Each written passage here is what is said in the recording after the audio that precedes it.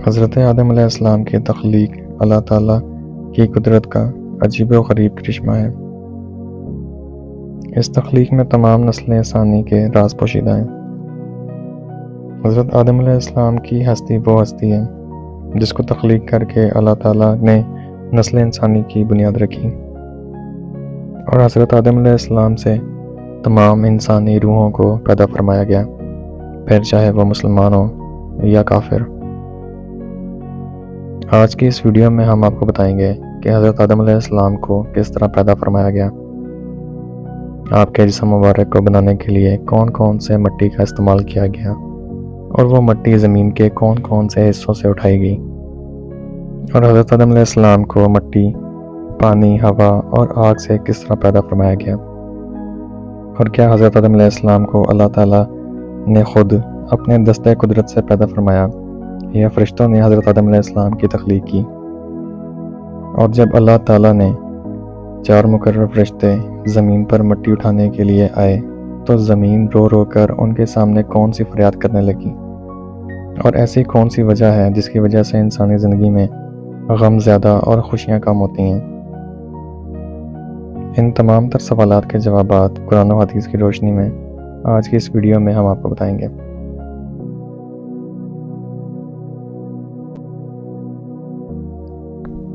جب اللہ تعالیٰ کی ذات کے علاوہ کوئی بھی کائنات، کوئی بھی مخلوق موجود نہ تھی، صرف اللہ تعالیٰ کی ذات موجود تھی، اس وقت اللہ تعالیٰ نے اپنی ذات کے بعد سب سے پہلے جس ہستی کو پیدا فرمایا وہ حضرت محمد مصطفیٰ صلی اللہ علیہ وسلم کا نور اقدس ہے۔ اللہ تعالیٰ اپنی ذات کے بعد سب سے پہلے اپنے محبوب کے نور کو پیدا فرمایا، اور پھر حضرت محمد مصطفیٰ صلی اللہ علیہ وسلم کے نور اقدس سے تمام مخلوقات کو پیدا فرمایا۔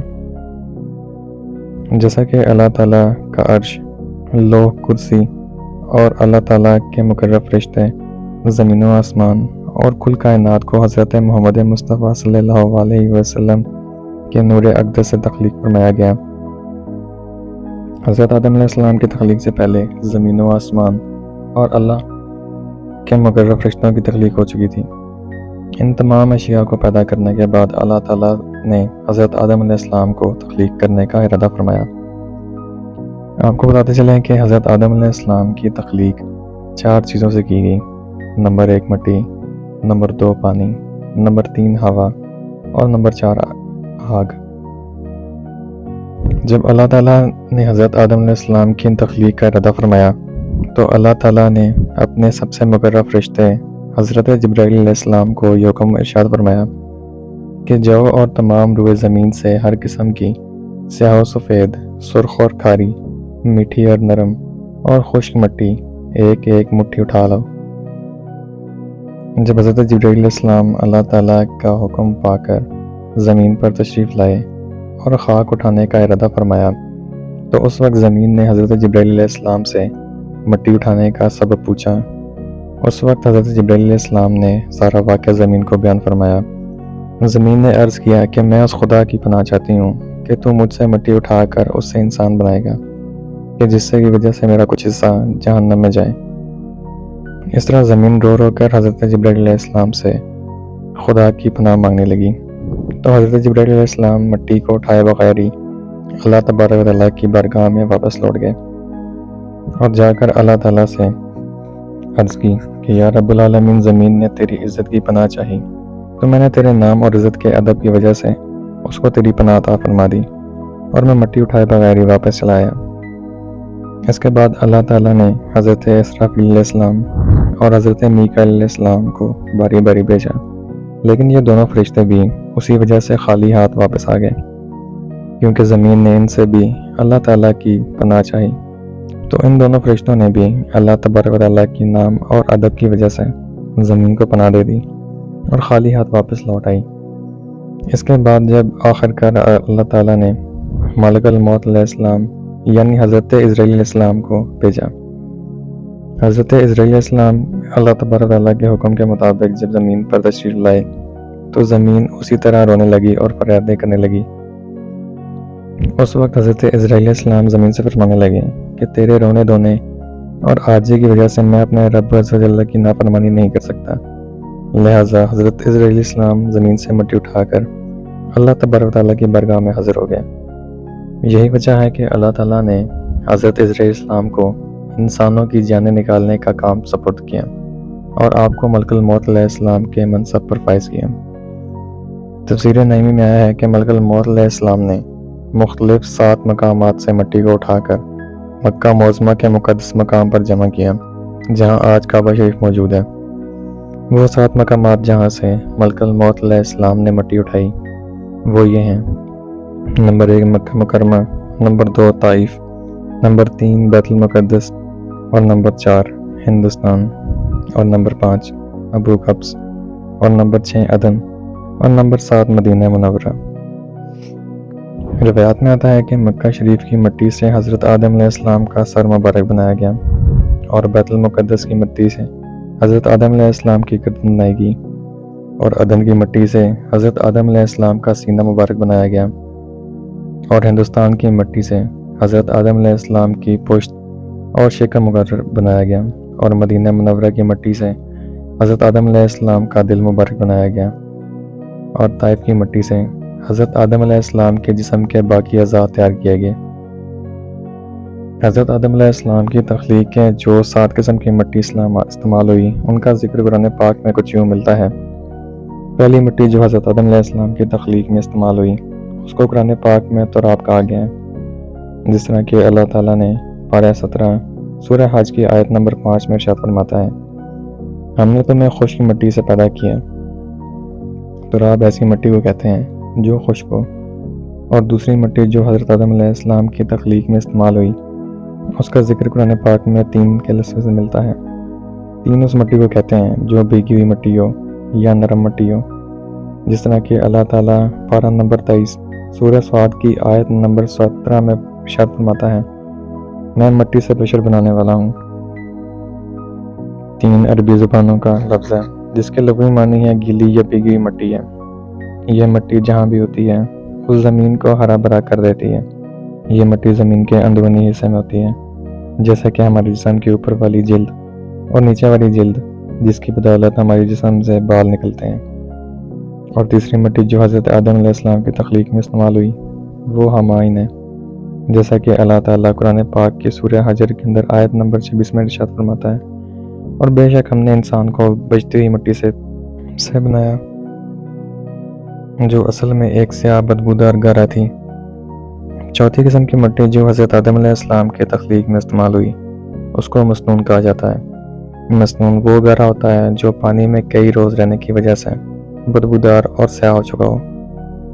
پانچویں مٹی جو حضرت آدم علیہ السلام کی تخلیق میں استعمال ہوئی وہ تین العظم ہے، یعنی لیسدار مٹی، جس طرح کہ اللہ تعالیٰ نے سورہ صافات میں آیت نمبر 11 میں ارشاد فرماتا ہے: بے شک ہم نے انسان کی اصل یعنی حضرت آدم علیہ السلام کو لیسدار مٹی سے پیدا فرمایا۔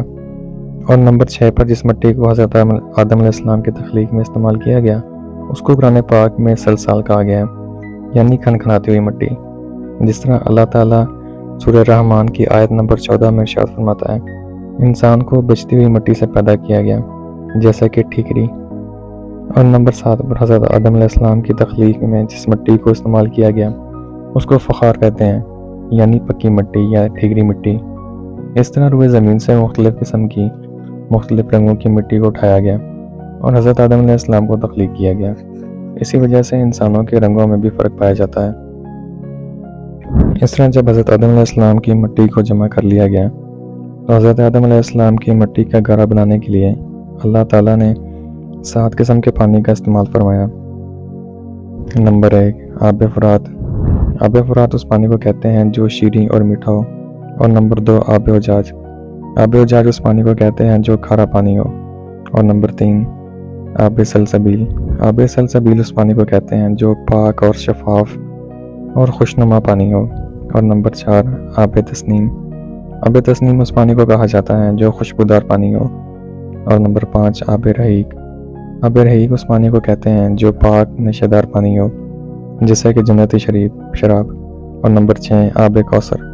آب کوثر ایسا پانی ہے جس کو پیتے ہی انسان دنیا کا دکھ درد بھوک پیاس سب کچھ بھول جاتا ہے۔ جیسا کہ اللہ تعالیٰ نے قرآن پاک میں ارشاد فرماتا ہے، اِنَّا أَعْطَيْنَاكَ الْكَوْثَرَ، بے شک ہم نے تمہیں کوثر عطا کیا۔ اور نمبر 7، آب رحمت۔ آب رحمت اس پانی کو کہتے ہیں جو رحمت والا پانی ہو۔ اس طرح حضرت آدم علیہ السلام کی مٹی کو جمع کرنے کے بعد ان تمام تر پانیوں کو شامل کر کے حضرت آدم علیہ السلام کی خمیر کی مٹی کو گوندا گیا۔ اس طرح جب حضرت آدم علیہ السلام کا گارا تیار ہو گیا تو اس پر اللہ تعالیٰ نے 40 روز تک بارش برسائی۔ حضرت آدم علیہ السلام کے گارے پر 39 روز تک غم کی بارش برسائی گئی اور 1 روز خوشی کی بارش برسائی گئی۔ اسی وجہ سے انسان کی زندگی میں غم زیادہ اور خوشیاں کم ہوتی ہیں۔ تفسیر نعیمی میں ہے کہ جب حضرت آدم علیہ السلام کا گارا گوندنے کے بعد تیار ہو گیا تو اللہ تعالیٰ نے فرشتوں کو حکم دیا کہ اس کو مکہ اور طائف کے درمیان وادی نعمان میں عرفات کے پہاڑ کے نزدیک رکھیں۔ پھر اللہ تعالیٰ نے اپنے دستے قدرت سے اس گارے کو حضرت آدم علیہ السلام کا مجسمہ بنایا اور حضرت آدم علیہ السلام کی صورت تیار کی۔ اس طرح جب اللہ تعالیٰ نے حضرت آدم علیہ السلام کا مجسمہ تیار فرمایا تو اس کے بعد اس مجسمے کو خشک کرنے کے لیے اللہ تعالیٰ نے 7 قسم کی ہوائیں اس پر چلائیں۔ نمبر 1 تیز ہوا، نمبر 2 دھیمی ہوا، اور نمبر 3 گرم ہوا، اور نمبر 4 سرد ہوا، اور نمبر 5 درمیانی ہوا، اور نمبر 6 رحمت والی ہوا، اور نمبر 7 صرف ہوا۔ ان 7 قسم کی ہواؤں کی وجہ سے جب حضرت آدم علیہ السلام کا مجسمہ خشک ہو گیا جس کو مٹی اور پانی سے بنایا گیا تھا، اب حضرت آدم علیہ السلام کی اس مجسمے کو پکا کرنے کے لیے اللہ تعالیٰ نے اس مجسمے کو 7 قسم کی آگ سے گزارا۔ نمبر 1 سیاہ رنگ والی آگ، اور نمبر 2 سرخ رنگ کی آگ، اور نمبر 3 پیلی آگ، اور نمبر 4 نیلی قسم کی آگ، اور نمبر 5 دھوئیں والی آگ، اور نمبر 6 بغیر دھوئیں والی آگ، اور نمبر 7 تیز اور دھیمی آگ۔ ان 7 قسم کی آگ سے حضرت آدم علیہ السلام کے مجسمے کو گزار کر پختہ اور مضبوط کیا گیا۔ پیارے دوستوں، اس طرح جب حضرت آدم علیہ السلام کا مجسمہ مٹی، پانی، ہوا اور آگ سے بن کر بالکل تیار ہو گیا اور حضرت آدم علیہ السلام کی شکل و صورت مکمل طور پر بن گئی اور اللہ تعالیٰ نے حضرت آدم علیہ السلام کو اپنی پسندیدہ شکل و صورت سے پیدا فرمایا، جس طرح اللہ تعالیٰ قرآن پاک میں ارشاد فرماتا ہے، اور ہم نے حضرت آدم علیہ السلام کو اپنی صورت پر پیدا کیا۔ جب حضرت آدم علیہ السلام کی صورت تیار ہو گئی تو فرشتے اس صورت کو دیکھ کر حیران ہونے لگے اور تعجب کرنے لگے، کیونکہ انہوں نے اس سے پہلے ایسی خوبصورت صورت کو نہیں دیکھا تھا۔ اور جب ابلیس حضرت آدم علیہ السلام کے پتلے کے پاس سے آیا تو اس کے ارد گرد پھر کر بولا کہ اے فرشتوں، تم اس کو دیکھ کر تعجب کیوں کرتے ہو؟ یہ تو ایک اندر سے خالی جسم ہے جس میں جگہ جگہ سوراخ ہے، اور اس کی کمزوری کا حال یہ ہے کہ اگر بھوکا ہو تو گر پڑے گا اور اگر خوب سیر ہو تو چل نہ سکے گا۔ اس کے بعد ابلیس بولا کہ اس کے سینے کی بائیں جانب ایک کوٹڑی ہے، یعنی دل ہے۔ یہ خبر نہیں کہ اس میں اللہ تعالیٰ کیا رکھے گا، شاید یہ کہ یہ لطیفہ ربانی ہے جس کی وجہ سے اللہ تعالیٰ نے اس کو خلافت کا حقدار مقرر کیا ہے۔ جب حضرت آدم علیہ السلام کی صورت اور مجسمہ بالکل تیار ہو گیا تو اللہ تعالیٰ نے حضرت آدم علیہ السلام کے جسم میں روح داخل کرنے کا ارادہ فرمایا۔ اللہ تعالیٰ نے جب روح کو پیدا فرمایا اور اس کو حکم دیا کہ حضرت آدم علیہ السلام کے جسم میں داخل ہو، جب روح حضرت آدم علیہ السلام کے جسم کے پاس پہنچی تو جسم کو تنگ اور تاریخ پایا اور روح جسم کے اندر اندھیرے میں داخل ہونے سے ڈرنے لگی۔ تو تب اللہ نے نور محمدی کو حضرت آدم علیہ السلام کی پیشانی مبارک میں رکھا، جس کی وجہ سے حضرت آدم علیہ السلام کا پورا جسم نور سے چمکنے لگا اور موتیوں کی طرح جگمگانے لگا۔ جب نور محمدی حضرت آدم علیہ السلام کی پیشانی مبارک میں رکھا گیا تو وہ روح جو حضرت آدم علیہ السلام کے جسم میں داخل ہونے سے ڈر رہی تھی وہ خوشی خوشی حضرت آدم علیہ السلام کے جسم میں داخل ہو گئی، جیسا کہ اللہ تعالیٰ نے سورہ حجر کے آیت نمبر 29 میں ارشاد فرماتا ہے، تو جب میں اسے مکمل کر لوں اور اپنی طرف سے خاص اور معزز روح پھونک دوں تم سب اس کے لیے سجدے میں گر جانا۔ پیارے دوستوں، جب حضرت آدم علیہ السلام کے جسم میں داخل ہونے لگی، ابھی روح سر میں پہنچی تھی کہ حضرت آدم علیہ السلام کو چھینک آئی اور آپ کی زبان مبارک سے نکلا الحمدللہ۔ اس پر اللہ تعالیٰ نے ارشاد فرمایا یا رحمک اللہ، اور حضرت آدم علیہ السلام اور اللہ تعالیٰ کی یہی سنت آج بھی زندہ ہے۔ جب روح حضرت آدم علیہ السلام کی کمر تک پہنچی تو حضرت آدم علیہ السلام نے اٹھنا چاہا مگر گر پڑے کیونکہ نیچے کے حصے میں روح ابھی نہیں پہنچی تھی۔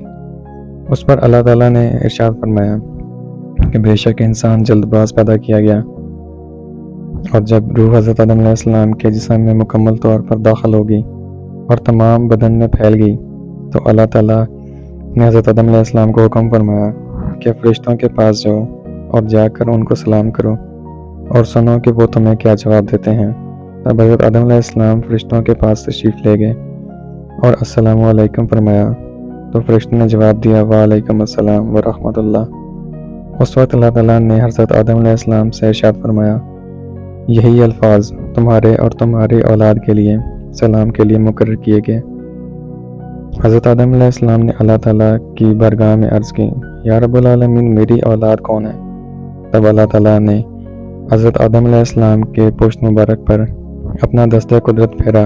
اس وقت تمام انسانی روحیں حضرت آدم علیہ السلام کے جسم سے باہر نکلیں اور حضرت آدم علیہ السلام نے ان تمام روحوں کو دیکھا۔